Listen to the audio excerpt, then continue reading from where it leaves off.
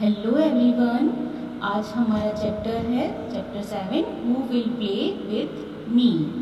मेरे साथ कौन खेलेगा। What do you like more.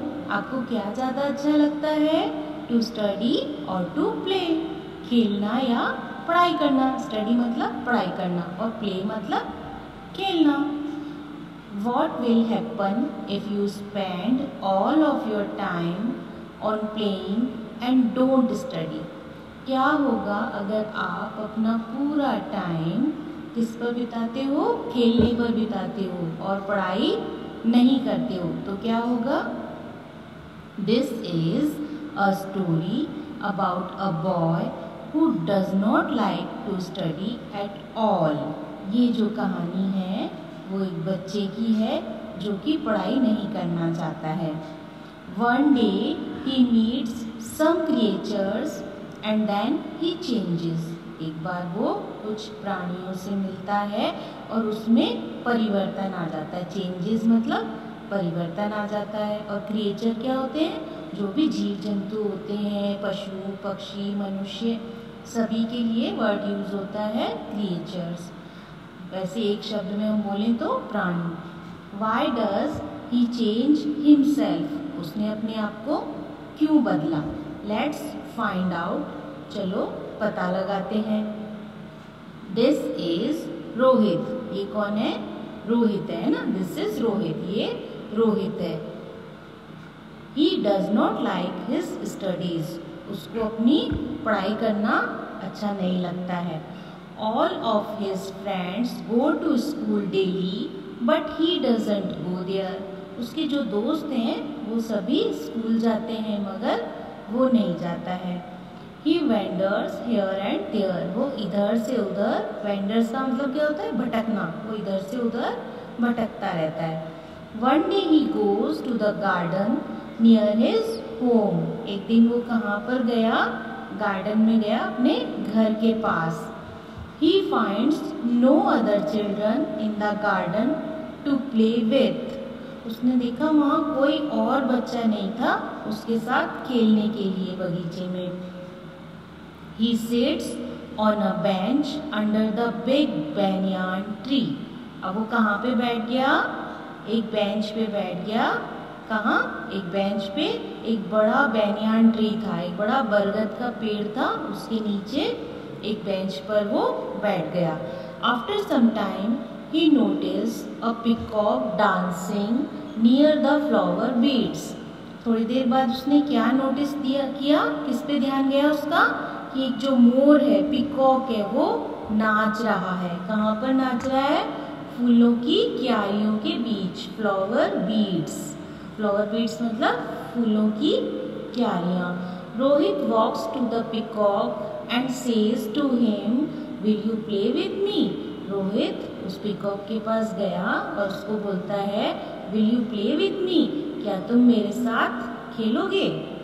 The peacock says, I am busy. Peacock क्या बोलता है, मैं बिजी हूँ, मैं व्यस्त हूँ।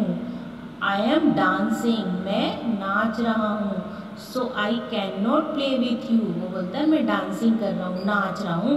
So I cannot play with you. इसलिए मैं तुम्हारे साथ नहीं खेल सकता हूँ। Then Rohit meets a dog. फिर रोहित किससे मिलता है, एक डॉग से मिलता है। He asks him.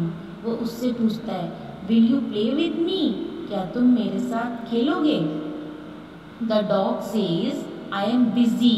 डॉग बोलता है मैं बिजी हूँ। वो भी बिजी है। वो किस में बिजी है, I am looking after my masters house.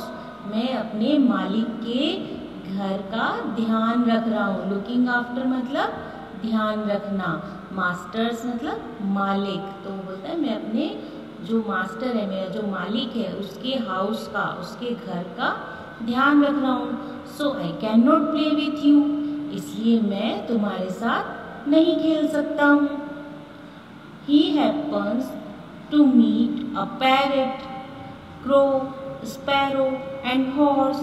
इसी तरह वो और किस किस से मिलता है, पैरट से यानी तोते से, क्रो यानी कौवे से, और स्पैरो किसको बोलते हैं, चिड़िया को, और हॉर्स यानी घोड़े से, उन सब से 1 by 1 वो सबसे मिलता है। He ask them the same questions, और उन सब से वो वही सवाल पूछता है, वही क्वेश्चन पूछता है, will you play with me, क्या तुम मेरे साथ खेलोगे? We are busy, we have many things to do. वो क्या बोलते हैं, हम तो बिजी हैं, हमारे पास बहुत सारे काम है करने के लिए। We can not play with you, they reply. वो क्या जवाब देते हैं कि हम तुम्हारे साथ नहीं खेल सकते, हमारे को हमारा काम करना है। This has a great impact on Rohit, इसका रोहित पर बहुत गहरा असर पड़ा। इम्पैक्ट मतलब उस पर प्रभाव पड़ा उन सब का। ही सेज टू हिमसेल्फ, वो खुद से कहता है, all of them are busy, वो सभी बिजी हैं, वो सब अपना अपना काम कर रहे हैं। दे आर डूइंग समथिंग, वो सब कुछ ना कुछ कर रहे हैं। समथिंग मतलब कुछ ना कुछ। It is only I who am not working, एक बस मैं ही हूँ जो कुछ भी नहीं कर रहा हूँ। Now I will also do my work and keep my self busy. फिर वो बोलता है अब मैं भी अपना काम करूँगा और मैं अपने आप को बिजी रखूँगा, माई सेल्फ खुद को। I will give up my laziness, और मैं अपने लेजीनेस का, आलस का त्याग कर दूँगा, मैं अपना आलस छोड़ दूँगा। He returns home and decides to go to school daily, वो घर आता है और क्या डिसाइड करता है कि मैं रोजाना स्कूल जाऊँगा। He starts studying attentively and completes his homework also, और वो अपनी पढ़ाई स्टार्ट कर देता है और अपना होमवर्क भी कंप्लीट करता है।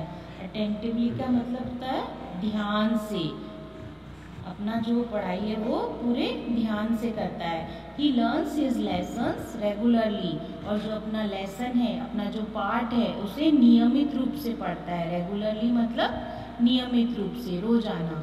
इन the evening he goes to the playground and finds his friends there, और शाम को वो कहाँ पे जाता है, शाम को वो प्लेग्राउंड में, खेलने के मैदान में जाता है, जहाँ पर उसे उसके दोस्त मिलते हैं। He plays with them for about an hour, फिर वो वहाँ पर उनके साथ 1 घंटे तक खेलता है। After returning home he takes his dinner and then revise what he studied at school, वापस घर आके वो क्या करता है, अपना डिनर लेता है, अपना रात का खाना खाता है, और उसके बाद वो रिवीजन करता है, रिवाइज करता है अपनी पढ़ाई का जो उसने स्कूल में पढ़ी थी। With this change in his behavior, he is now liked by everyone, उसके जो व्यवहार में ये चेंज जो आया, बिहेवियर का मतलब क्या होता है, व्यवहार, उसके बिहेवियर में, उसके व्यवहार में जो ये चेंज आया, परिवर्तन आया, उसकी वजह से उसे सब पसंद करने लगे। His teachers praise him for his punctuality and his parents feel proud of him, उसके जो टीचर्स हैं वो उसकी तारीफ करने लगे और उस पर गर्व महसूस करने लगे। पंक्चुअलिटी का मतलब होता है एक सही टाइम पर वो अपना सही काम करने लगा, स्कूल टाइम पर वो स्कूल जाने लगा और खेलने के टाइम पर खेलने लगा। इससे उसका जो बिहेवियर है, उसका जो व्यवहार है बहुत अच्छा हो गया, उसे सब पसंद करने लगे और उसके टीचर भी उसकी तारीफ करने लगे और उसके माता पिता उस पर गर्व करने लगे। सभी को वो बहुत पसंद आने लगा ना, उसके टीचर भी उसकी प्रशंसा करने लगे कि वो एक पंक्चुअलिटी से सही समय पर सही काम करता है और उसके पेरेंट्स यानी माता पिता उस पर गर्व करने लगे। ग्लोसरी का मतलब होता है शब्दकोश। इसके शब्द मीनिंग देखते हैं हम। Wander, to walk slowly often without any purpose, इधर उधर घूमना या फालतू भटकना। इम्पैक्ट, इम्पैक्ट का मतलब होता है असर, a powerful effect. Give up, give up का मतलब होता है त्याग देना या छोड़ देना। टू स्टॉप डूइंग और ओनिंग समथिंग, उस काम को करना रोक देना। लेजीनेस क्या होता है, आलस, the quality of being unwilling to work. Decide करना मतलब निर्णय लेना, to think carefully and choose what to do. Attentively क्या होता है? ध्यानपूर्वक, केयरफुली, वो अपना काम अटेंटिवली करने लगा ना। रिवाइज, रिवाइज का मतलब होता है दोहराना, फिर से उस चीज को करना। To study again something you have already learn, जो आपने पढ़ लिया उसको फिर से पढ़ना। मैम बोलती है ना रिवीजन करो, दैट इज रिवाइज, दोहराना, रिवीजन करना। पंक्चुअलिटी, समय पालन, the habit of not getting late, हमारी आदत होनी चाहिए कि हम हर काम समय पर करें, देरी से नहीं करें, उसको कहते हैं पंक्चुअलिटी।